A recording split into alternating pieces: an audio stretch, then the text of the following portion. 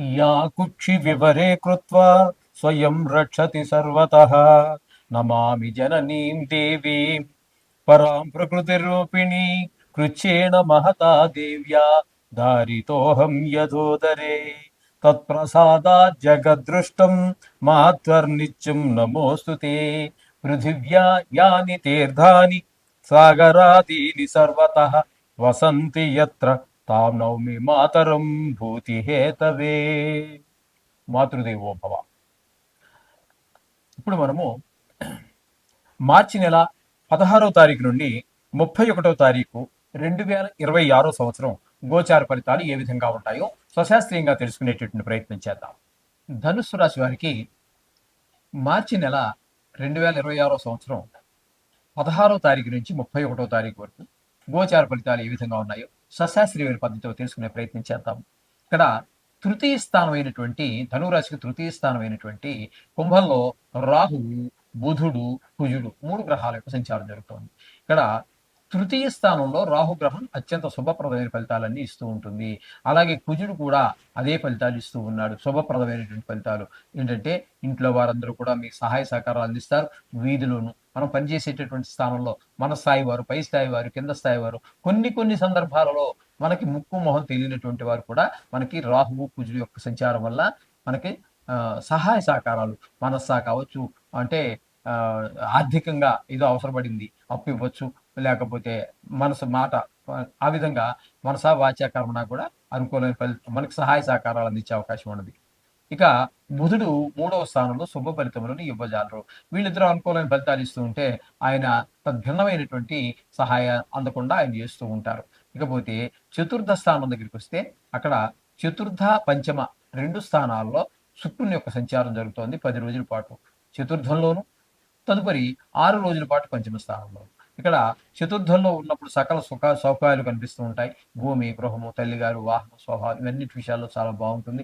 5వ స్థానంలోకి వచ్చిన 6 రోజులు మళ్ళీ పిల్లల భవిష్యత్తు మీద, వాళ్ళ విద్య మీద, వాళ్ళకి దైవదత్తమైనటువంటి కొన్ని లలిత కళలు ఏమైనా ఉన్నట్టయితే వాటిలో వాళ్ళు కొంచెం వారి యొక్క మెట్టు పైకి ఎదగడానికి అవకాశాన్ని కల్పిస్తూ శుక్ర భగవానుడు ఉంటాడు. కాబట్టి శుక్రుడు పూర్తి అనుకూలుడు. కాబట్టి సినిమా రంగంలో వారికి, ఈ టీవీ రంగంలో వారికి, ఏవో కళల మీద ఆధారంగా చేసుకుని జీవనం సాగించేటటువంటి వారికి శుక్ర భగవానుడు మిక్కిలి అనుకూలంగా ఉన్నాడు. అలాగే శని భగవానుడు కూడా చతుర్థ స్థానంలో ఉన్నారు.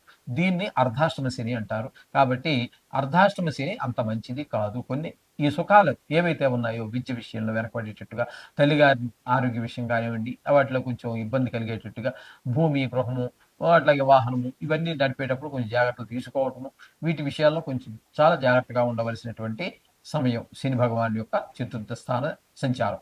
అలాగే రవి 4వ స్థానంలో ఉన్నారు. ఆయన కూడా అక్కడ ఉండటం కారణంగా ఇవే విషయంలో, విద్య విషయంలో, భూమి విషయంలో, గృహ విషయంలో, వాహనాల విషయంలో ఇక్కడ అంత అనుకూలమైన పరిస్థితి కాదు. ఇక్కడ ఈ చతుర్థ స్థానంలో 2 గ్రహాల ప్రతికూలత, ఒక గ్రహం అనుకూలత ఉన్న కారణంగా రియల్ ఎస్టేట్ వ్యాపారులకి, వాహన విక్రయదారులకి కొంచెము పర్వాలేదు. ఒక్క గ్రహం కొంచెం అనుకూలిస్తున్నది, 2 గ్రహాలు ప్రతికూలిస్తూ ఉన్నాయి. అలాగే సప్తమ స్థానంలో గురువు, ఇది మాత్రం అనుకూలమైన ఫలితాలు ఇస్తుంది. ఈ సప్తమ స్థానంలో ఉండటం వల్ల భార్యాభర్తల మధ్య అన్యోన్యత పెరుగుతుంది. పెళ్లి కానిటువంటి వారికి ఎవరైనా ఉన్నట్టయితే పెళ్లి కుదరటమో, లేకపోతే పెళ్లి జరగటమో లాంటి అవకాశం ఏర్పడుతూ ఉంటుంది. అలాగే భాగస్వామ్యంలో వ్యాపారం చేసే వారి మధ్యన కూడా సప్తమ స్థానంలో గురువు ఉండటం వల్ల చాలా మంచి లాభాలు, ఒకే ఏకాభిప్రాయం ఉంటుంది. తద్వారా ధన ఆదాయం కూడా బాగా పెరుగుతుంది. ఈ విధమైన ఫలితాలన్నీ ఉన్నాయి. తదుపరి కేతుగ్రహ సంచారం మాత్రం సింహంలో, అంటే ధనువు రాశి నుంచి మనం 9వ స్థానం తీసుకోవాలన్నమాట. సింహం అంటే 9వ స్థానం అవుతుంది. కాబట్టి ఆ 9వ స్థానంలో కేతుగ్రహ సంచారం అనేటటువంటిది మనకి కొన్ని, అంటే తండ్రి గారి ఆరోగ్య విషయంలో కొంచెం కంగారు పెట్టే అవకాశం ఉండొచ్చు. అలాగే అలాగే అదే గుళ్ళు, గోపురాలు అటువంటి వాటికి మనం వెళ్ళాలని ప్రయత్నం చేసినప్పటికీ టికెట్ తీసుకున్నాం, దర్శనానికి టికెట్ తీసుకున్నాం, ట్రైన్ టికెట్ తీసుకున్నాం, ఏదో అడ్డంకి వెళ్ళలేకపోవటం. ఇంటి పక్కన ఉన్న చిన్న గుడికి కూడా వెళ్ళలేని పరిస్థితి. ఇంట్లో ఏదో బిజీ, అది బిజీ కాదు, ఆదాయం ఉండదు, ఏదో దమ్మిడి ఆదాయం ఉండదు, ఒక నిమిషం ఖాళీ ఉండదు అన్నట్టుగా ఉంటుంది వ్యవహారం. భాగ్యస్థానంలో కేతుగ్రహ సంచారం ఈ విధంగా ఉంటుంది. కాబట్టి వీరికి అత్యంత అనుకూలంగా ఉండేటటువంటి గ్రహాలు తీసుకున్నట్టయితే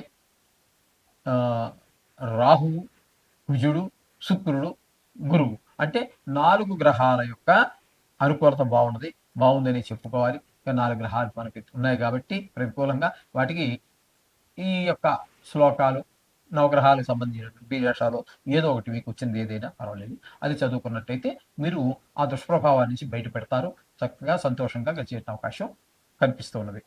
శుభం భూయ.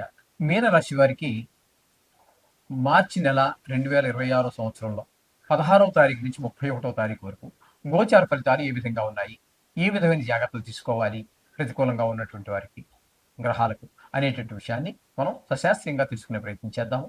ఇందులో నా కవిత్వం కానీ నా పైత్యం కానీ ఏమీ ఉండవండి. శాస్త్రం ఎంతవరకు చెప్పిందో అంతవరకు మాత్రమే చెప్పడం జరుగుతూ ఉంటుంది. కాబట్టి మీరు జాగ్రత్తగా వినండి. ఇక్కడ మీనరాశి వారికి జన్మంలోనే 3 గ్రహాల యొక్క సంచారం జరుగుతూ ఉన్నది.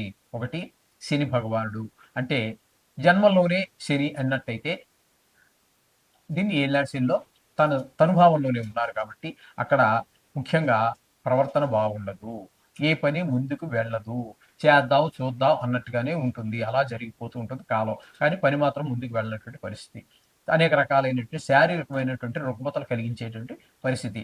ఇకపోతే రవి కూడా జన్మంలో ఉన్నారు.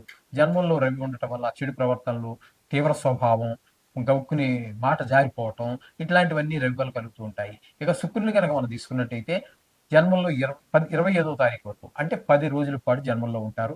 అనుకూలమైన ఫలితాలు. అటు శని భగవానుడు, రవి ఏవైతే మనం ఏ విషయంలో ఇబ్బంది పెట్టదలుచుకున్నారో పెడుతుంటారో వాళ్ళని కాస్త వాళ్ళకి భిన్నమైనటువంటి ఫలితాన్ని ఈయన ఇవ్వడం ద్వారా మనకి కొంత ఊరటనిస్తుంది.